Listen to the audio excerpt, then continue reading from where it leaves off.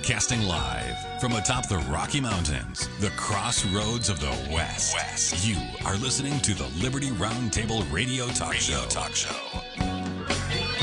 All right. Happy to have you along, my fellow Americans. Sam Bushman live on your radio. Hard-hitting news the network refuses to use, no doubt, continues now.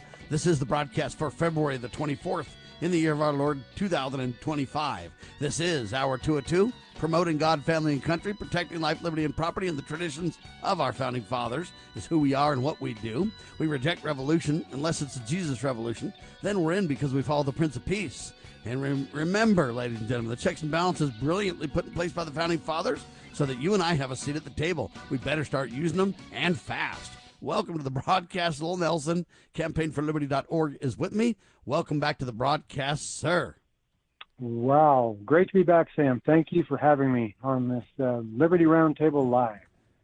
Before we get to the topics that you've laid out here, incredible stuff, by the way, I want to just highlight one little tidbit, get your take.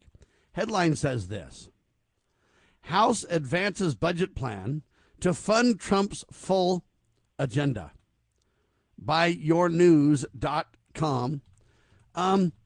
I don't know how I feel about this. I don't like this. Okay, they say that they're set to vote on a resolution allocating trillions to support Trump's policies while the Senate pushes an alternative plan. Do you want to respond to this? To me, this is a disgrace. Lowell? Yeah, well, it depends what Trump's full plan is. I mean, but that sounds pretty grandiose, and anybody that, with an ego as big as Trump's, I'd be worried, because if you want to, fund this whole plan, boy, I just don't know. Plus the fact that legislature, meaning the Congress, really should set the budget, not the president. But the president might have some wishes on a wish list, but it's really the Congress, really the U.S. House. That's only part of Congress. The U.S. House is really one responsible for spending money. All revenue bills shall originate in the U.S. House, for example. That's in our Constitution. And so when presidents come along and ask for their wish list, I just don't think that's the right direction, the right thing to take. I think Congress, or U.S. House specifically, should be the one setting the budget, Sam. Well, and my problem with this whole thing, and the reason I spend time on it right now, is if Trump is really, with DOGE, reducing government, why do we need to approve trillions out of the gate with a single omnibus, massive, they call it a big, beautiful spending bill? Why do we got to do that? Why can't we just say, hey, while we cut on the bloated side through DOGE and through cutting USAID, et cetera, we're going to go ahead and pass little piecemeal bills that literally fund the proper role of limited government. And on both ends of this, we're going to work towards the middle. Now, I mean, isn't that like an intelligent plan? Yeah, I think so, Sam. I think that's what I would do if I were in the U.S. House. Yep.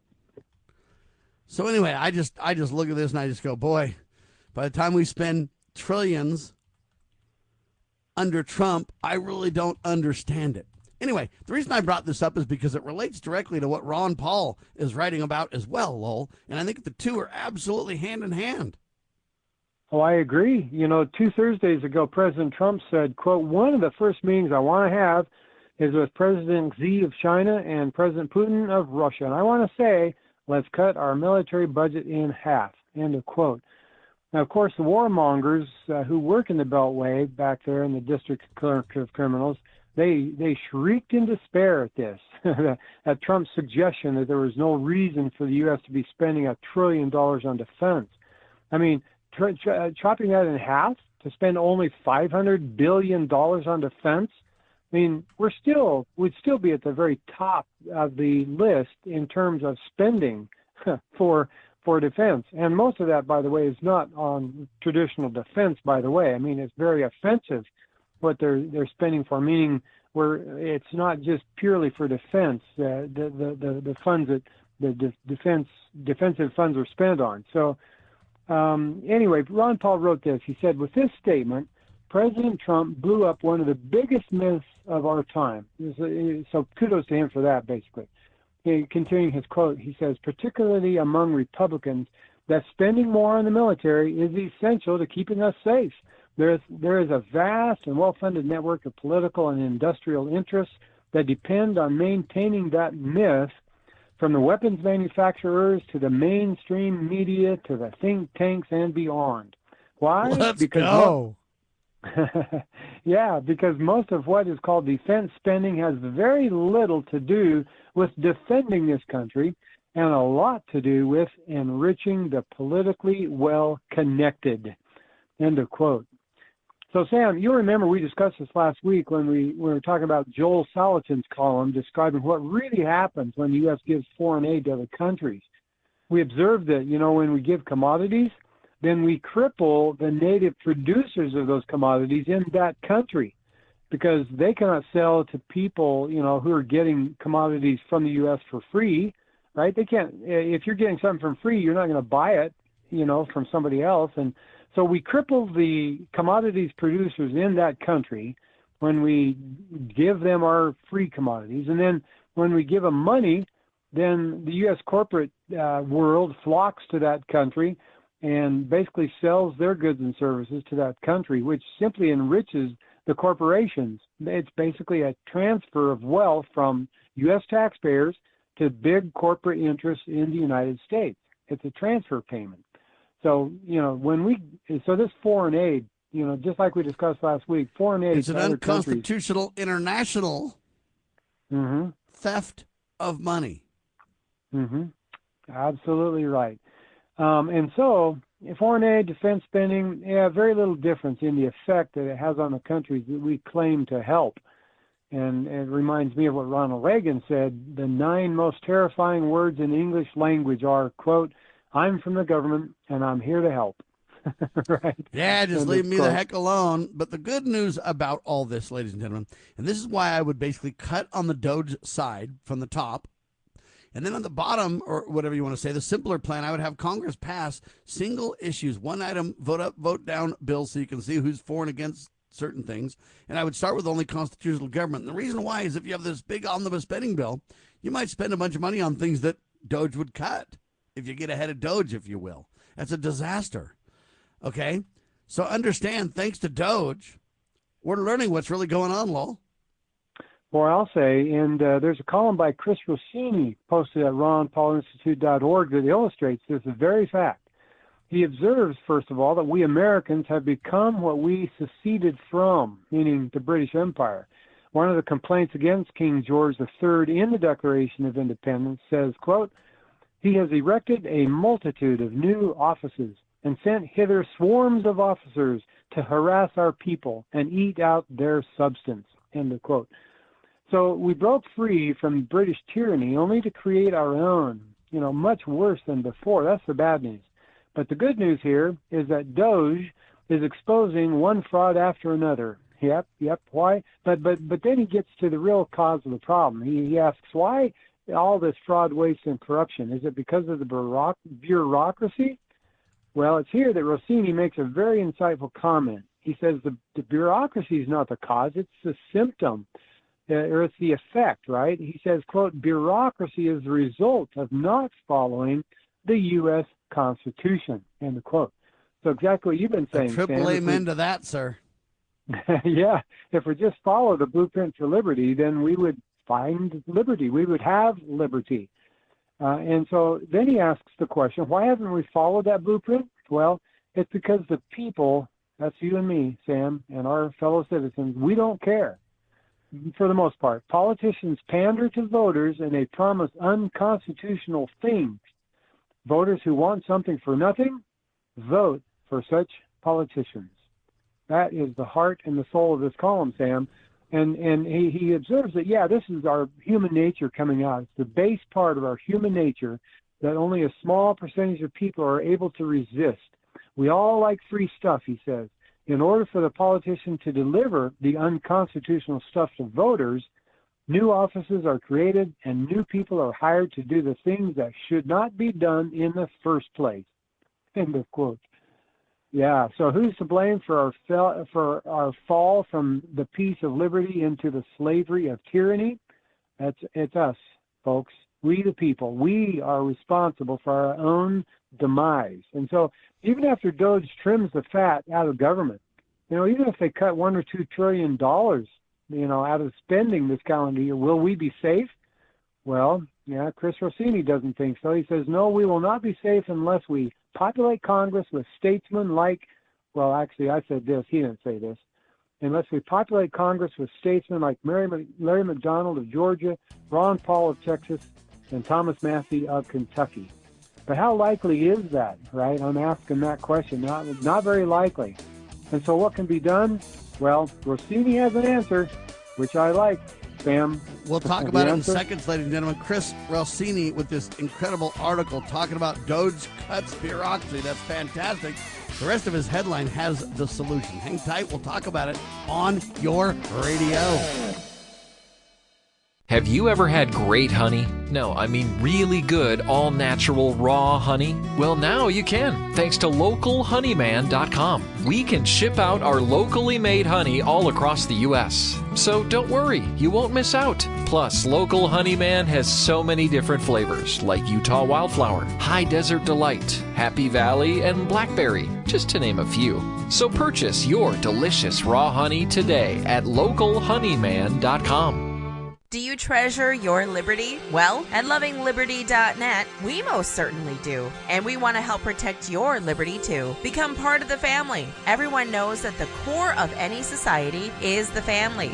Therefore, the government should foster and protect the integrity of its family, we the people. Won't you join us as a Loving Liberty sponsor to help us promote the principles in the 5,000-year leap? Let's restore the miracle that changed the world at lovingliberty.net. As you are aware, America is divided over every fault line possible. This is intentionally fostered by those who do not love God, family, or country. We believe a peaceful future as a free people absolutely depends on civility. Clarion Call for Civility is looking for funding and volunteers at every level to make our hopes and efforts a reality. Please donate, sign our pledge, and help us in our sacred cause. Please visit callforcivility.com for more details. Callforcivility.com. Bypass the mainstream narrative with Liberty News Radio at libertynewsradio.com. Engage with charismatic hosts live or on demand. We cover the crucial news focused on God, family, and country. News that other networks simply refuse to use. Think of LNR's hard-hitting news and podcast at your fingertips, anytime, anywhere. Join us at libertynewsradio.com. Empower your day with the truth, because the truth will set you free. libertynewsradio.com.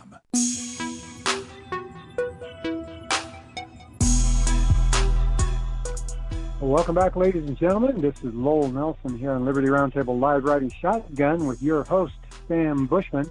We've been talking about this great column by Chris Rossini, posted at ronpaulinstitute.org, where he talks about, even though Doge trims the fat out of government, he says, will we be safe, right? I mean, that's a big, big question.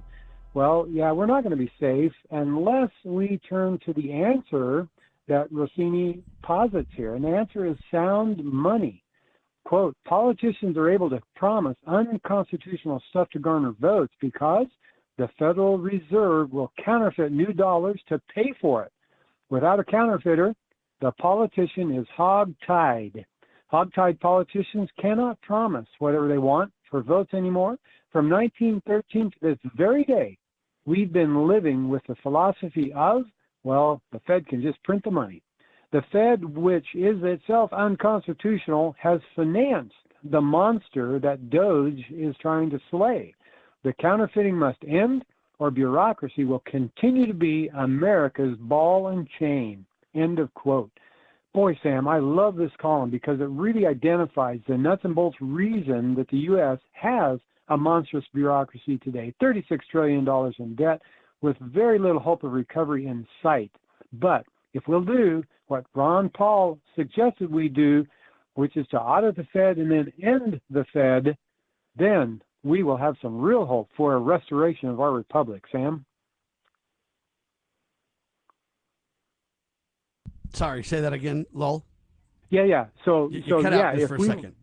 Yeah, if we will audit the Fed and then end the Fed, as Ron Paul and others have been suggesting for years, then we will really have some real hope for a restoration of our republic. Sam? Well, sound money is really the key. And what people don't understand is when we talk about chaining men down with the Constitution, These are some of the things we're talking about. Look, if you have dishonest money that you can just print, there's no end to the mischief you can create. That's not chaining them down with the Constitution, okay?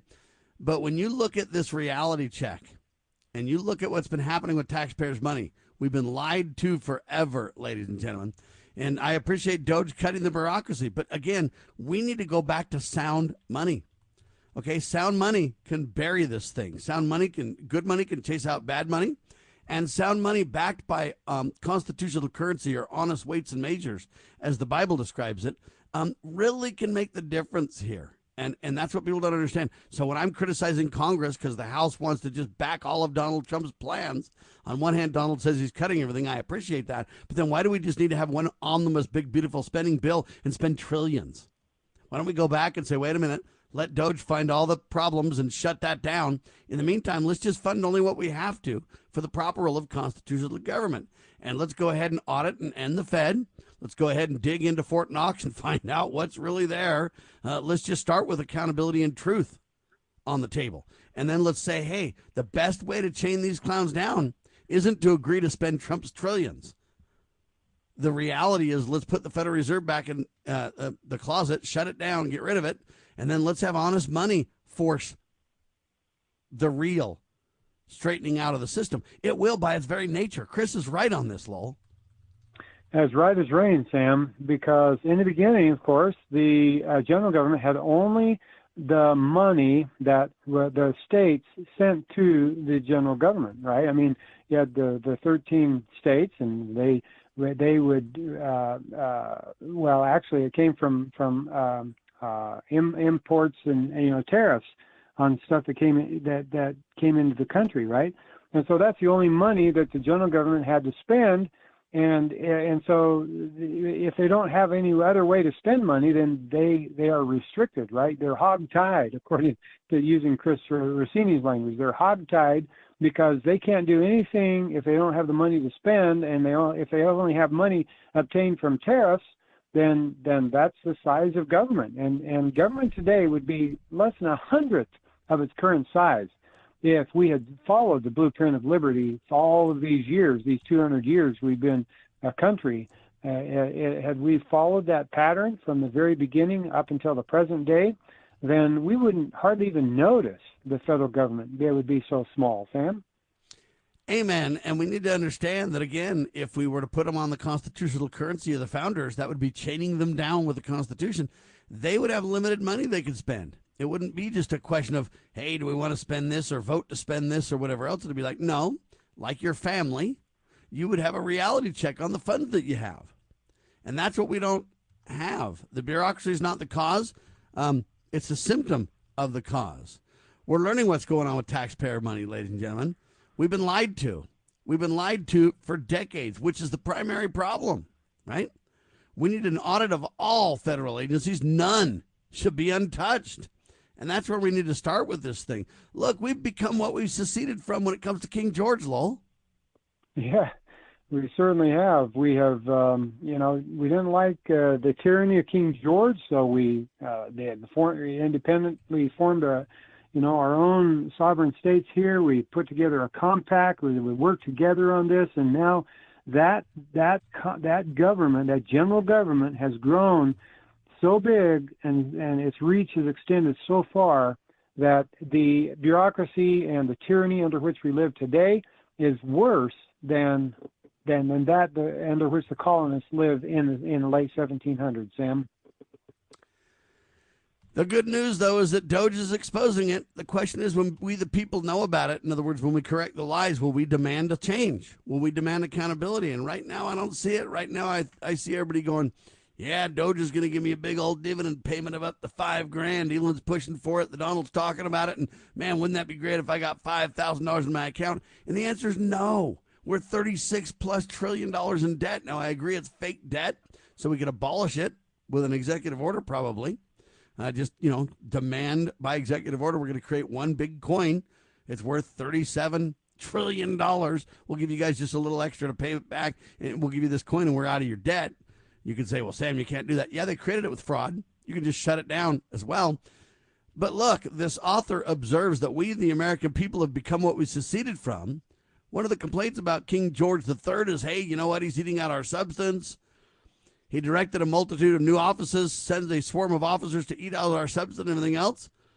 We broke free from the British tyranny, but only to create our own much worse than before. That's the bad news. The good news is Doge is exposing it. And the question is, what will the American people do with the truth, Lowell?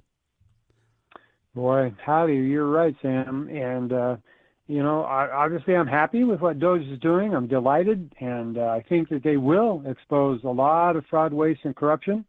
And I do believe that there will be some agencies shut down. There will be a lot of workers laid off, and hopefully they'll go find jobs in the private sector and become more productive. I think we're going to find a lot of this money has been going to dead people, to people, live people, but using the names of people who have since passed died, right? I mean, I saw a headline the other day, Sam, that said there were more people, there are more active Social Security accounts than we have people in the United States. What's that tell you? That it's tells kind me, of like the voter rolls, my friend. Yeah, exactly. We got a lot of fraud going on, and hopefully Doge can sniff this out and put a stop to it. So I'm happy about that. But I'm telling you that in the long run, 4 years from now, nothing's going to change unless we return to sound money, just like Chris Rossini said, and like Ron Paul's been saying for years. Well, I know Elon Musk, Mike Lee, Charlie Kirk have all three floated Ron Paul to be the head of the Fed so that he can go ahead and, bring truth to power on this sucker. I would support them 100%, and I'm just waiting for Donald to give the nod. What's going on, Don? If you want to move fast, pop that dude into the mix and see how the liberals react to that.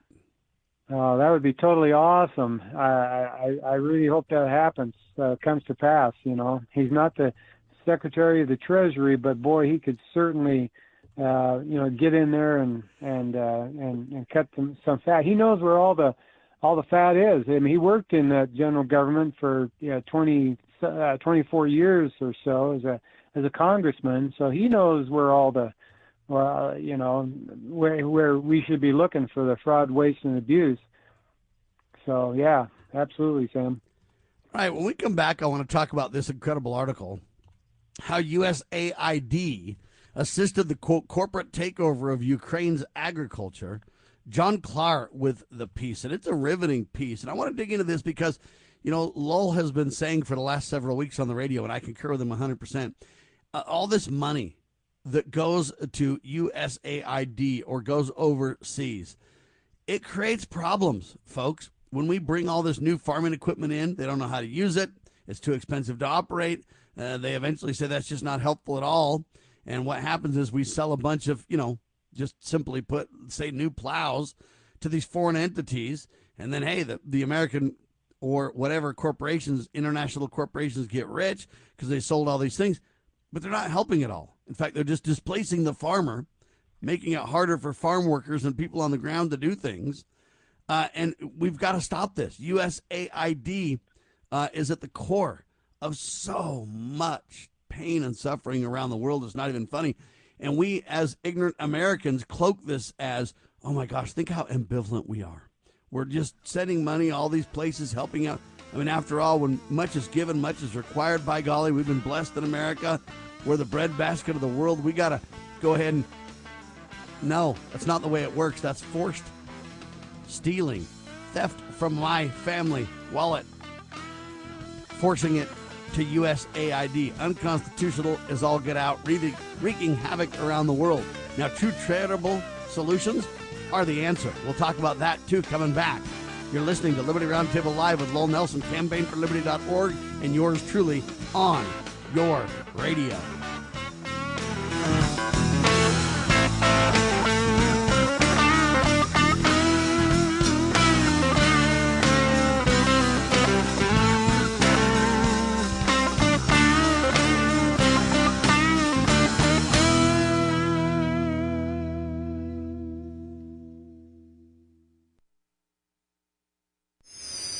How would you like to help this program reach more people and earn silver at the same time? Call or text 801-669-2211 for complete details. News this hour from townhall.com. I'm Rich Thomason. A lawsuit has been filed in response to Elon Musk's demand that federal workers explain their accomplishments or risk being fired. Musk, in charge of President Trump's Department of Government Efficiency, set a deadline of 11:59 Eastern Time tonight to respond, although some agency heads are advising their staffers that they don't have to respond. In his drive to expel criminal illegal aliens from the country, it would seem that President Trump has a lot of Republican allies across a number of states. Lawmakers in more than 20 states have filed legislation targeting so-called sanctuary policies that limit cooperation with federal immigration authorities. Some of those states already have sanctuary policies, but they're now proposing to punish mayors, council members, and others who ignore those bans. The state proposals come as Trump's administration also has begun taking legal action against governments with policies inhibiting arrests and deportations of people who were in the United States illegally. Bernie Bennett reporting. The FBI getting a new deputy director whose name is familiar to many. President Trump announcing the appointment of Dan Bongino as Director Kash Patel's right-hand man. Mr. Trump taking to Truth Social, proclaiming great news for law enforcement and American justice. And the president will be hosting Emmanuel Macron today. The French president is the latest world leader to visit the White House for talks with Donald Trump. How to end the Ukraine war is expected to top the agenda. The president rattled Europe last week by sharply criticizing Ukraine's leader and having U.S. officials meet with Russian officials. Ahead of his visit, Macron said he plans to tell President Trump not to be weak in the face of Vladimir Putin. Greg Clugston, Washington. And today marks the third anniversary of the Russian invasion of Ukraine. There's word that Grammy-winning singer Roberta Flack has died. She was 88. Wall Street, the Dow up 28 points. More on these stories, townhall.com.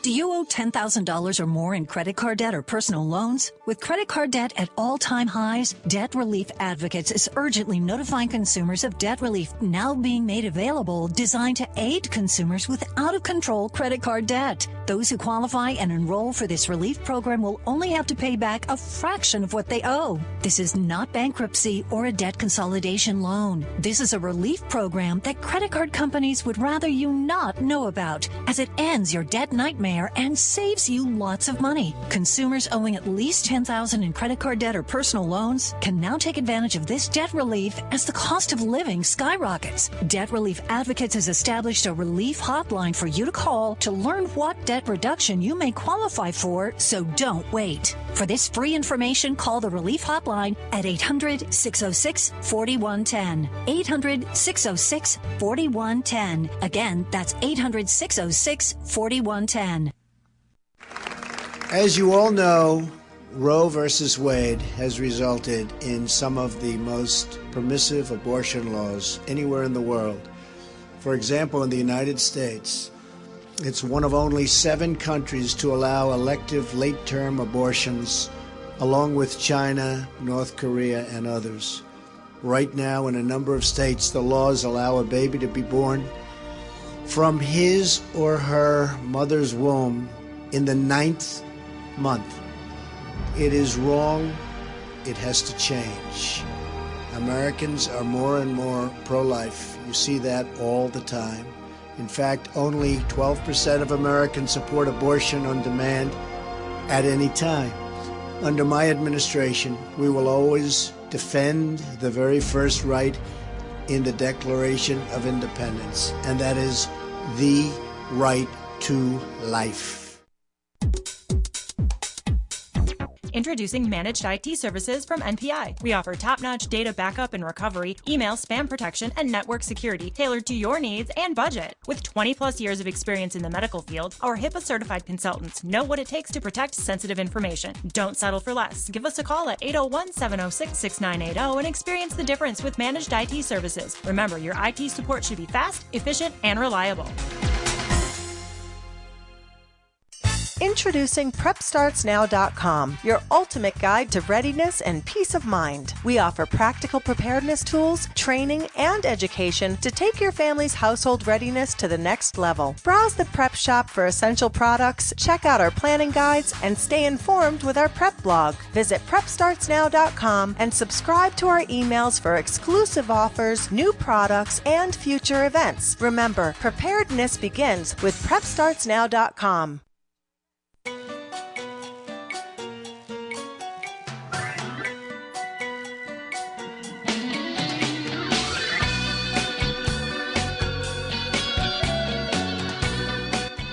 Broadcasting live from atop the Rocky Mountains, the crossroads of the West. You are listening to the Liberty Roundtable Radio Talk Show. Hey, ladies and gentlemen, this is Lowell Nelson riding shotgun this morning with your host, Sam Bushman, here on the Liberty Roundtable Live. Sam gave a great introduction, overview of this column by John Clark, describing how USAID has helped with the corporate takeover of agriculture in Ukraine and many other countries. And this started decades ago. The USAID's clandestine machinations have long focused on controlling local and global food supplies as soft colonization by multinational chemical, agricultural, and financial corporations. European farmers revolting against climate, wildlife, and animal rights policies are harbingers of this tightening globalist noose. The roots of the current globalist plan to save humanity from climate change linked directly to the infamous Kissinger report, which called to control world food supplies and agricultural as part of a globalist collaboration between nation states and NGOs to advance U.S. national security interests and save the world from human overpopulation using fertility reduction technologies. Kissinger's 1974 report was created by USAID, the CIA, and various federal agencies, including the USDA, end of quote.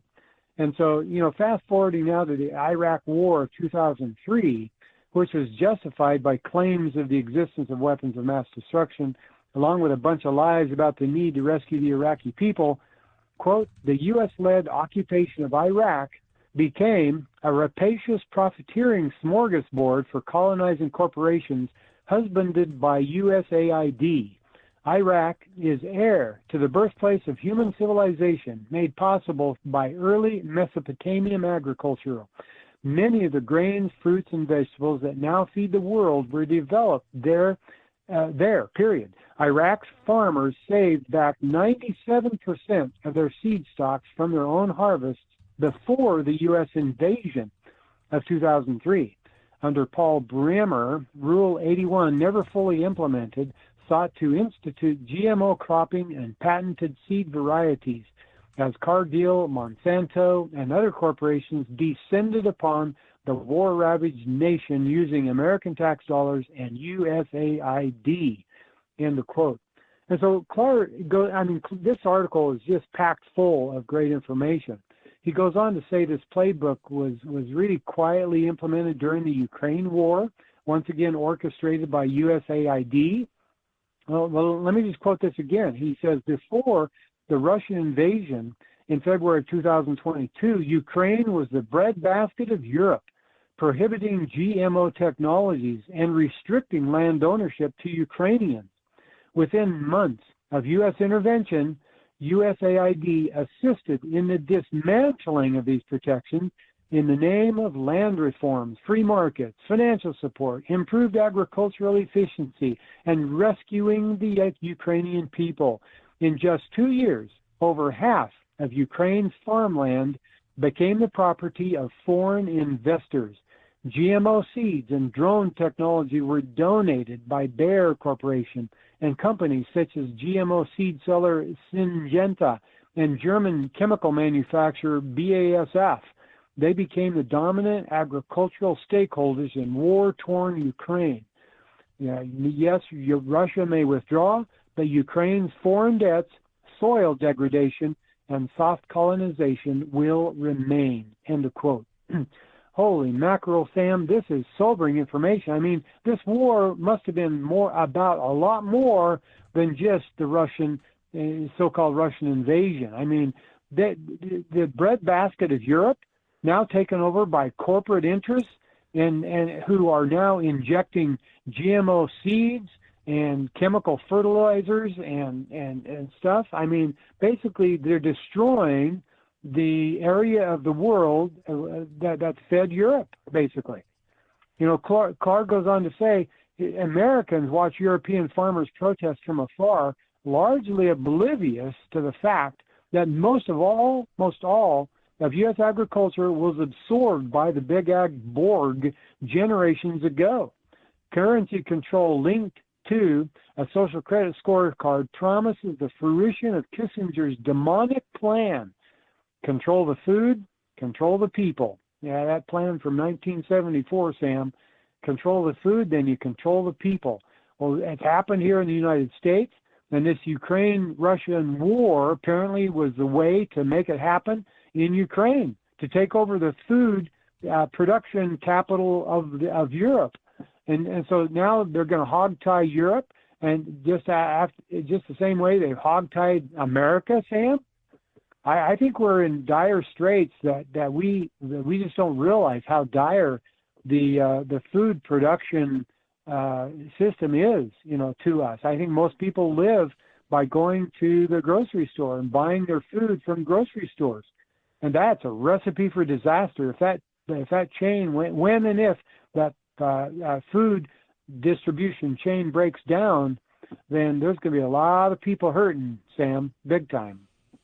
Well, we've got the same thing happening via USAID around the world, but the same thing happens domestically as well. And there's a movie actually made about the harassment of American farmers and ranchers. They're trying to shut them all down in exchange for, corporate control and ownership of land. And oftentimes it's not even American ownership. It's communist Chinese ownership, or it's Bill Gates ownership of land, or whatever else. There's a movie about this called The Great Pocatello Land Grab Movie. Question is, have you seen it? Anyway, if you want to learn more, go to wjustice.org. But for some teaser details, Lowell has got them for us. Lowell? Because, yes, Vicki and I went to Pocatello last week, the President's Day weekend, to visit family up there. For folks that don't know, Pocatello is a city in Idaho, southeastern Idaho. And it's where ISU is, Idaho State University. It's where the mini dome is, one of the first mini domes in the country. Anyway, Pocatello, Idaho. It's surrounded by a lot of farmland, and there's 2 farms or ranches, one owned by the Rupp family and one owned by the Hart family. And so Vicki and I, we saw this movie with family last weekend. Called The Great Pocatello Land Grab. And this really is a local manifestation of the global problem that we've just been discussing, where government forces farmers and ranchers off of their properties and binding them in ways that prevent their productive use of the land. So they can't water it, they can't harvest it, they can't, graze cattle on it. I mean, it's sickening. The website that Sam just gave you, wjustice.org, says this: corruption, collusion, and greed are exposed as 2 generational ranching families in southeast Idaho fight against a complex web of institutionalized fraud and racketeering to save their land. Investigators, lawyers, and family friends work together to bring this story to light. And I might say, Sam, this movie that we saw is the first of 4. Apparently, it's a docu-series. There'd be 4 parts. We saw part 1, and it blows your socks off just watching the first part. It features, like I said, the Rupp and the Hart families who live right near Pocatello. They reached out to Western Justice. That's the website, the wjustice.org. Western Justice. They call themselves the NRA of the Western lifestyle, right? Anyway, these 2 families, they reached out to Western Justice for help with their land rights issues. And the president of Western Justice, his name is Duquette maybe, I don't know how to say it. It's a French name, thinks it made the biggest RICO and racketeering situation in his lifetime. Boy, it's a fascinating documentary, Sam. In fact, it really hits close to home, Sam, because my roots, as you know, are in a 400-acre ranch farm in the mountains of Idaho near the city of Salmon. That's where I grew up. That's where I put in, 2 decades of my life, my blood, sweat, and tears.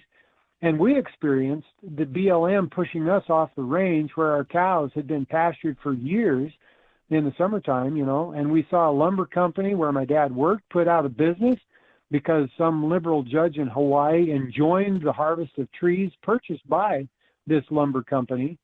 And so I have a taste of what these 2 families are going through right now, Sam, and I can't wait to view the rest of the series as they are produced and published. Sam?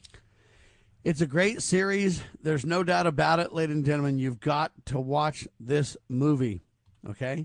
Have you seen the great Pocatello land grab? wjustice.org to learn more and to watch the 4-part series. But let me tell you where I cut my teeth on this stuff. I've worked with all kinds of land rights groups over the years and defended ranchers. Ammon Bundy and family. Go ahead and skip the break. Ammon Bundy and family have dealt with this issue. That's what the big Bundy Ranch battle back in 2014 was all about. But I really cut my teeth on this because we had some rancher families come to one of the Constitutional Sheriffs and Peace Officers Association event. And we went to the, believe it or not, to the National Press Club in Washington, D.C. And we had, I don't know if you remember Helen Chenoweth. She was a congresswoman. And Wayne Haig, he was a rancher. They were married. And they had a ranch, and the government literally destroyed their ranch and destroyed everything they held dear. They got in a big old lawsuit with the government, multi-generational. The third generation in that lawsuit, from what I understand. I don't have her name in front of me, but Miss Ramona, I think it's Ramona. Anyway, and she spoke about this, and she said, hey, we've been fighting this for 3 generations. And in the last round of litigation, she testified that, hey, the judge said, federal government, you're absolutely out of line here. Bring your checkbook. You're going to owe this family a lot of money. And they basically charged the general government with racketeering. This is no joke. But Ramona Haig basically said at the end of the day, she said, they owe us a bunch of money, but how do you get them to write the check? And that was the end of her speech, showing that, look, they're criminals through and through, but how do you stop them? Even when you win in court, you can't get the money. I mean, the judge said, bring your checkbook, but they still haven't received a penny. And so they're destroying ranchers all over, domestically speaking. They're doing the same thing internationally. And at some point, you say nothing in politics happens by accident, Lowell. Nothing in politics is an accident, Sam. You're exactly right. This is all engineered. It's orchestrated, and these bad people, these evil people, they do it because because they're greedy. They want land, they want money, they want power and influence, and it's a real problem sometimes. Even though, like you say, that you get a ruling in your favor, how do you make them write the check? And that's the bottom line. And you got to wonder, too, ladies and gentlemen, hey, they're grinding the face of the poor with this all around the world and pretending that they're the arbiters of truth and salvation and stability and safety. It's a complete lie. We need to visit the old school of our founding fathers, though, to kind of put this in perspective. No, I don't want a revolution now. I want a restoration, because since we have the framework, the general government guidelines in the Constitution and each state constitution, we have the framework for solutions. So we don't need a revolution again. What we need is a restoration of these principles. But to visit what the founding fathers understood, you just got to go to Michael Bolton, 10th Amendment Center, Lowell. That's right, Sam. His article a couple weeks ago was about Jonathan Mayhew. Now, Sam, have you ever heard of Jonathan Mayhew? I sadly admit I have not. Yeah, same here. I was chagrined to find out that I had not known about Jonathan Mayhew, but so grateful to Michael Bolden at the 10th Amendment Center for enlightening me. In 1750, Jonathan Mayhew delivered a sermon on resisting tyranny. His sermon was widely read but mostly forgotten. He challenged the notion of blind obedience to authority, basing his argument on both Scripture and upon reason. His ideas not only shaped the ideological foundation for resistance to British rule, but also laid the groundwork for broader principles of liberty and self-government. In fact, Sam, I don't think we know who inspired this slogan, "Rebellion to tyrants is obedience to God," but this Jonathan Mayhew may have been the one who actually inspired this slogan, because that's basically the essence of his sermon is captured in those 7 words.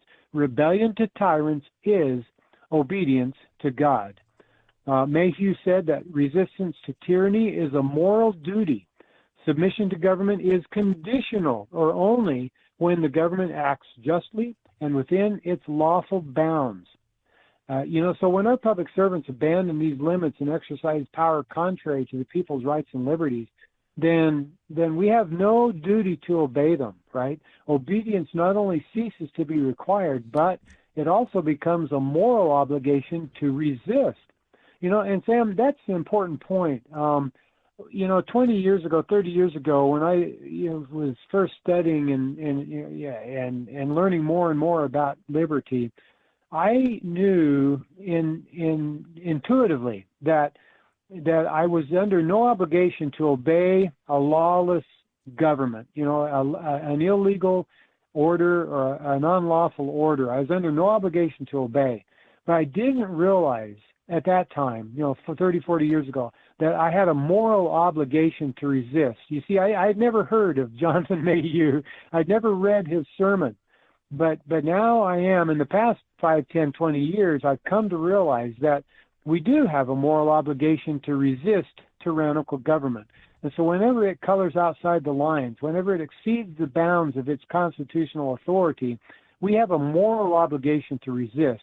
We, meaning the state governments, the local governments, the sheriffs, the county clerks, we have a moral obligation to resist this kind of tyranny.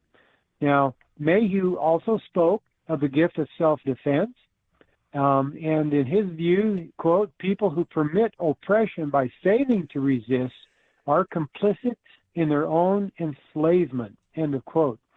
He emphasized that self-defense is a God-given natural right, and so he framed resistance not as an act of unlawful rebellion, but as a moral imperative to preserve liberty. And so, Sam, you can see how his writing, how his sermon, was basically the fabric of understanding of the founders of these 13 original states, right? The founders of our country, who put together, based on this notion that not only don't we have a duty to obey lawless tyranny, but we also have a moral obligation to resist, right? These two key concepts grew out of Mayhew's sermon of 1750 and permeated the colonies in the 1750s, 60s, and 70s, which gave rise to this war for independence. Well, as you might imagine, Sam, Mayhew's rhetoric drew a great deal of criticism from the establishment of his time. He was called a dangerous. He threatened their power. That's right. He was called a dangerous radical.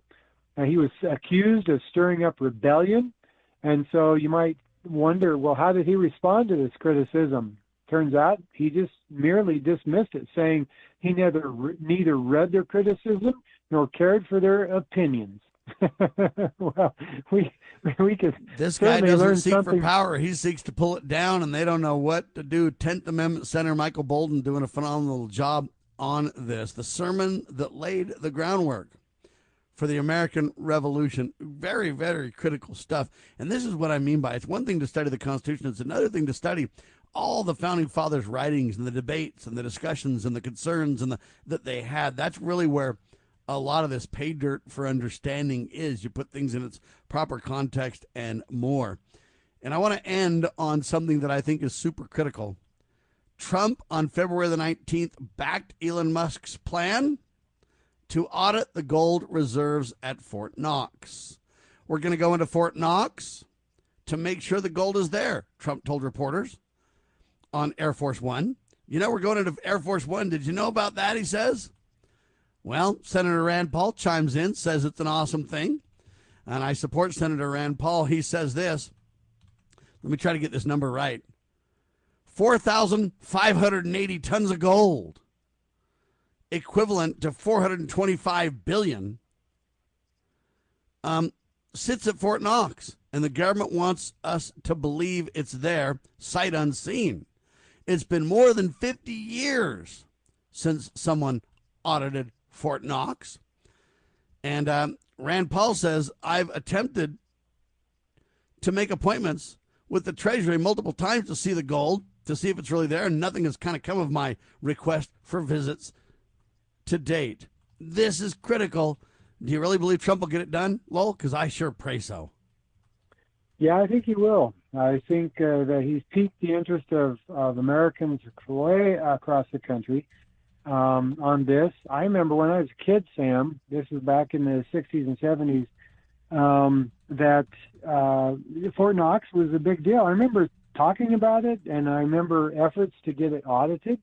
I remember, hearing the headlines of people who tried but failed because the government refused to let them get in and audit the thing. So, I mean, it's big news. I mean, I'm delighted that where did Trump come up with the idea? That's fantastic. From Ron, I assume. Yeah, maybe Ron, maybe Rand, but it's an idea that deserved to be resurrected. And maybe listen to all of our incredible reports on Liberty Roundtable. Maybe that's where he got it. I don't know. I am optimistic that he will get it audited. I think it's 90 days. They have like 90 days to get their gold in order, get their books in order, whatever. But I wouldn't give them 90 days, man. What I'd do is, how they want to attack individuals and violate due process and just kick in the door? Yeah. They just send a SWAT team and just kick in the door. Why don't they do that to the Federal Reserve and do that to the Fort Knox? Just kick in the door and say, we want to see what's here and we want to see it now. And if you guys have coated some of these, bars that aren't really gold, making them look like gold or whatever, we're gonna basically, do some third-party testing and confirm it's real gold too. In other words, we can't just see it and go, oh, it's good. No, we got to test it and make sure it's really gold. We're not being snookered on that end too, Lowell. That's exactly right. You need to take that bar and you need to weigh it, make sure it weighs correctly. You also got to test it and make sure it's really gold, that it's not some painted thing. I used to mock and say we could put tungsten in there and paint it and make it look like gold, One of the funniest things I noticed in these movies about pirates and their treasure chest of gold, they'll be carrying a big, like an apple box size chest of gold. One pirate on one side and one pirate on the other, and they have no idea how much gold really weighs. If you take just 5 or 6 gold bars, it would take 2 men to carry 5 or 6 gold bars because it is so heavy. So I just laugh and laugh when I see those movies. But Sam, I'm optimistic that we'll get in there. I think that the Federal Reserve is probably frantically looking for all of the gold that they can scrounge together to make Fort Knox look like they still have the gold. I'm afraid they don't have it, Sam. I really think that we probably sold a lot of our gold and overseas to other countries. I'm worried. Yeah, what we need to really realize too is we can't let them basically borrow a bunch of gold from the banks and move it there and then let us go ahead and inspect it and then leave and then the gold moves out too. Yeah. Part of the problem is we just can't trust anybody in government anymore, Lowell. Well, and we never should have in the first place. Thomas Jefferson said, to not put your confidence in men, right? Don't trust them, but bind them down by the chains of the Constitution, which is sound money. That's the real chains of the Constitution. If we get back to sound money, they would be bound by the Constitution, Sam. Well, all I can tell you is this. It's good news that all these things are on the table. And you can say they're just talk, but I believe that Pat Buchanan set a lot of the groundwork for what's happening now. I also submit that Ron Paul set so much of the groundwork for what's happening right now. Look, nobody even discussed the Federal Reserve in realistic terms. Meaning they'd always just talk about the Fed, oh, that's God, and they can decide and they're independent, nobody can control them. Ron Paul was the first one to kind of stand up and say, wait a minute, people. Congress has the responsibility for honest weights and measures, constitutional currency, gold and silver. And this Federal Reserve doesn't fit. And we've got to, and he went on the national campaign stage. So even if you don't win when you run for office, you got to realize you're there to win if you can. But you're also there to force discussions to the table that might not be there without you. And to educate. So understand that running for political office has a lot of good reasons, and people need to do more of it, Lowell. Final word to you, 20 seconds. Yes, legal tender laws are another hinge point here, Sam. The Congress, delegated to the Federal Reserve the printing of fiat money, and then they passed legal tender laws which allowed their use. So U.S. Congress is to blame for much of the pain we feel today. Sam? We got to right the boat, ladies and gentlemen. We can do it together if you get involved. Thanks so much to Lowell Nelson, campaignforliberty.org. God save the Republic.